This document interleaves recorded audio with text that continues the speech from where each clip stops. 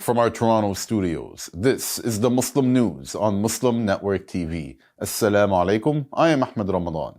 79-year-old Muslim American sues U.S. government for $50 million, alleging brutal mistreatment in LA immigration raid that left him with broken ribs and a brain injury. This and more on today's show. Stay tuned.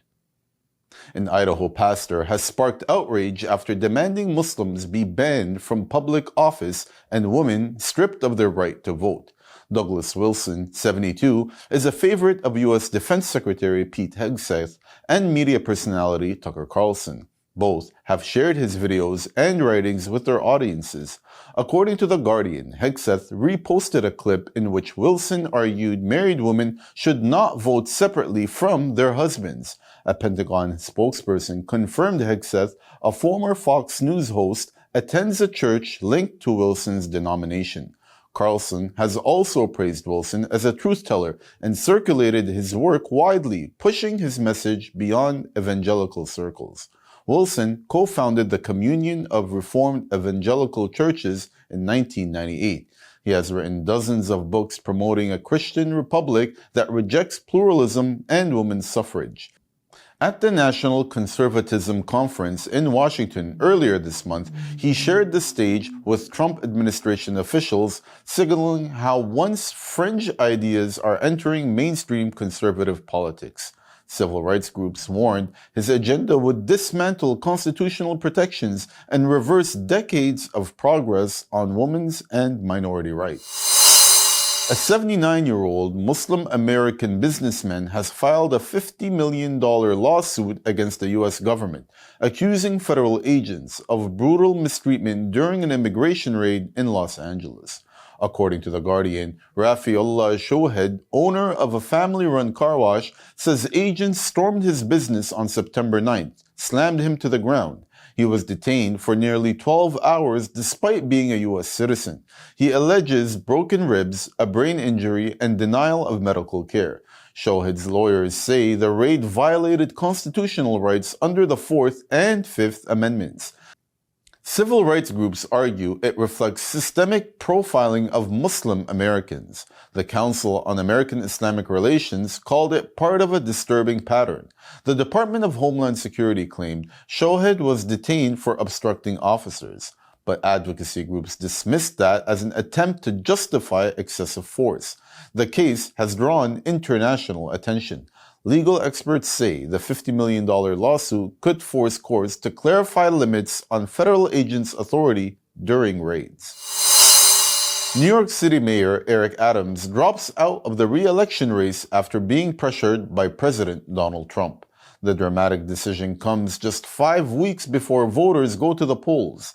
Adams' exit leaves Democrat Zohran Mamdani, former Governor Andrew Cuomo, and Republican Curtis Sliwa in the contest for City Hall. Reports say Adams' aides even discussed a possible ambassadorship to Saudi Arabia with Trump's team before he stepped aside. Cuomo, who also pushed Adams to quit, is seeking support from Black and Orthodox Jewish voters and eyeing donations from business leaders who had stayed away. But Mamdani remains the frontrunner. Mamdani called Adams' withdrawal a pivotal moment. He said Donald Trump and his billionaire donors might be able to determine Eric Adams and Andrew Cuomo's actions, but they will not dictate the results of this election. U.S. President Donald Trump has accused the FBI of secretly planting hundreds of agents in the crowd during the January 6, 2021 Capitol riot. In a Truth Social post, Trump said 274 FBI agents were deployed just prior to and during the January 6 hoax. He claimed they acted as agitators and insurrectionists rather than law enforcement. Trump demanded disclosure of their identities, calling January 6 a historic day when many great American patriots paid a price. He attacked then FBI Director Christopher Wray, saying he has some major explaining to do.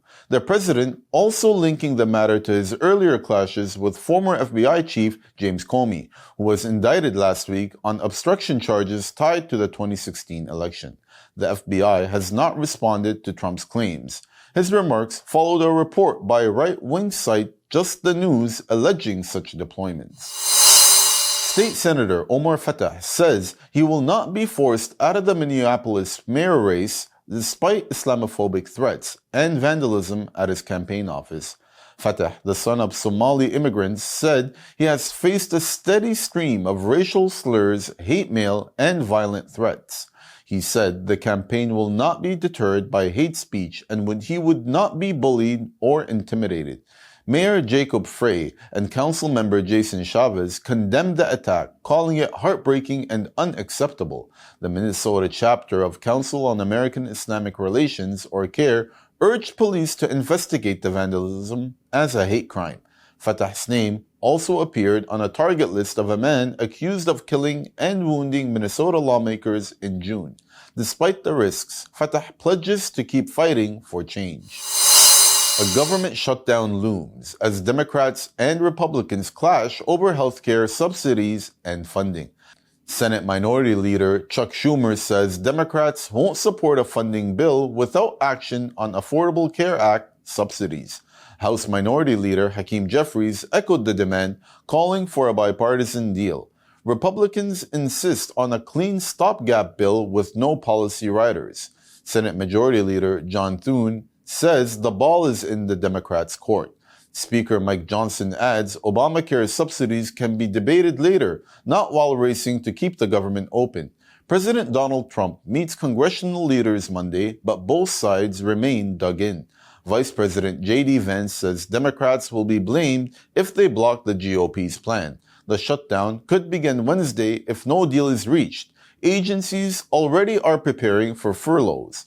Both sides trading blame as negotiations enter a decisive week. Study finds Gaza civilians suffering war-zone-level injuries with explosive wounds and burns like those seen in Iraq and Afghanistan soldiers.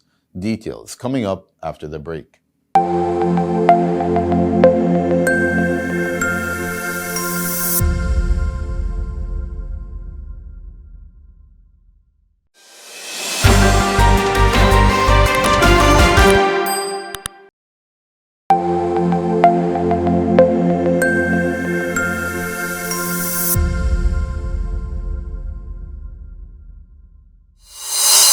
Welcome back.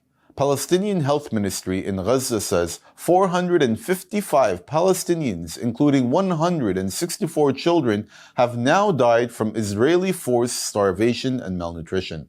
Among the latest victims is 13-year-old Ahmed al-Sharif, whose body was brought to Al-Aqsa Martyrs Hospital in Deir al-Balah on Sunday. The United Nations Relief and Works Agency, or UNRWA, warned its food supplies in Gaza could run out within 3 months. UNRWA chief Philippe Lazzarini said 1 in 3 children has gone without food for more than a day and called the situation a looming famine. He stressed UNRWA has an unparalleled aid distribution network that can reverse famine and provide critical assistance if access is granted.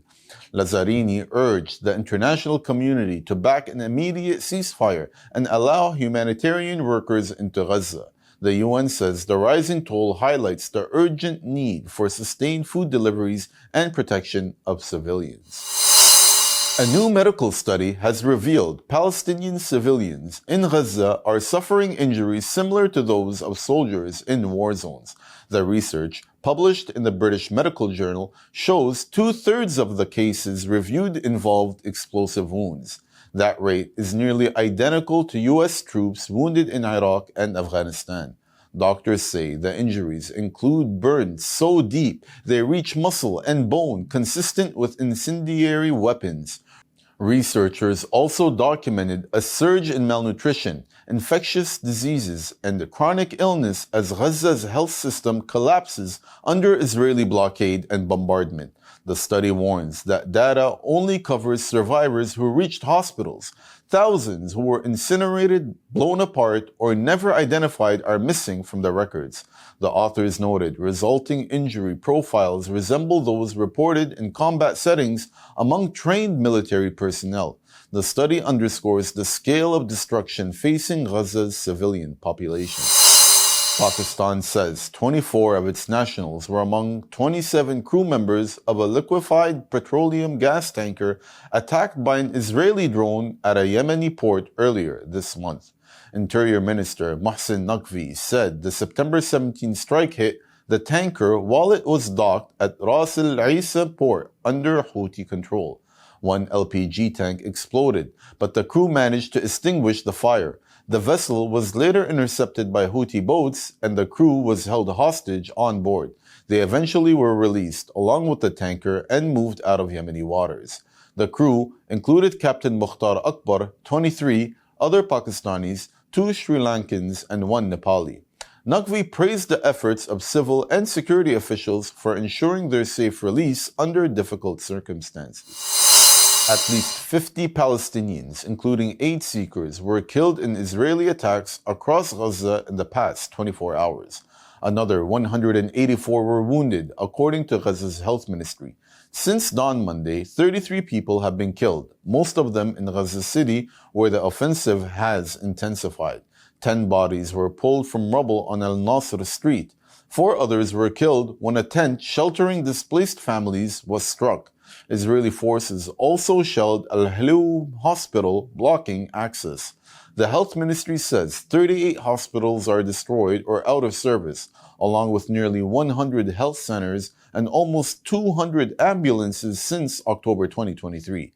The UN says more than 57,000 people fled Gaza City to the south in recent days, with nearly 400,000 displaced since mid-August. Israel's genocide on Gaza has killed at least 66,055 people and wounded 168,346 since October 2023, with projections expecting the actual number to be in the hundreds of thousands. U.S. President Donald Trump on Monday unveiled a sweeping plan to end Israel's genocide on Gaza, standing beside Israeli Prime Minister Benjamin Netanyahu. The 20-point proposal demands an immediate ceasefire if both Israel and Hamas agree. Israeli troops would pull back to a set line as preparations begin for prisoner releases. The plan sets up technocratic transitional government in Gaza with Hamas excluded from power. Trump would chair an international board to oversee redevelopment and peace. A larger prisoner swap is central. Israel would free 250 Palestinians serving life terms and 1,700 detainees from after the October 7 attacks, including women and children. For every Israeli remains returned, 15 Palestinian bodies would be released. Humanitarian aid would surge with the UN and Red Crescent in charge. Hospitals, bakeries, water, and power systems would be rebuilt. The Rafah crossing on the Egypt border would be reopened under the same terms as earlier agreements.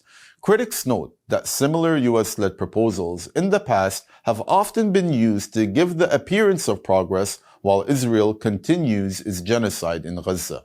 Analysts warn that even if Hamas were to accept terms, the plan could serve as a diplomatic cover, allowing Israel to intensify its campaign against civilians and then walk away from the broader accountability. Africa is stepping up its forensic science capacity with help from international partners. Officials from the Gambia and Somalia highlighted the progress and challenges at the International Forensic Medicine Days in Antalya, Turkey. Gambia's top forensic official, Fakebe Dorbo, said the country's success rests on resilience, not resources. He stressed forensic science now is a necessity, not a luxury, to uphold justice. Gambia has launched an automated fingerprint identification system collecting DNA profiles of more than 53,000 offenders and shifted investigations from speculation to certainty. Somalia's representatives admitted gaps remain. Yasin Ibrahim, an advisor at the Justice Ministry, pointed to weak infrastructure, poor funding, and a shortage of trained staff. Police Investigations Chief Colonel Muhaddin Osman said Somalia still lacks a DNA lab, forcing samples to be sent abroad and delaying justice. Both countries see Turkey, the EU, and the US as vital partners for training technology and long-term sustainability. That's all from our Toronto studios. Thank you for watching Muslim News. We are a community channel dedicated to bringing you stories you can trust. Please like, share, and subscribe to our content. You can also comment to let us know what you think of our coverage. You can donate now by visiting muslimnetwork.tv/donate. For more content, keep watching Muslim Network TV. Salam.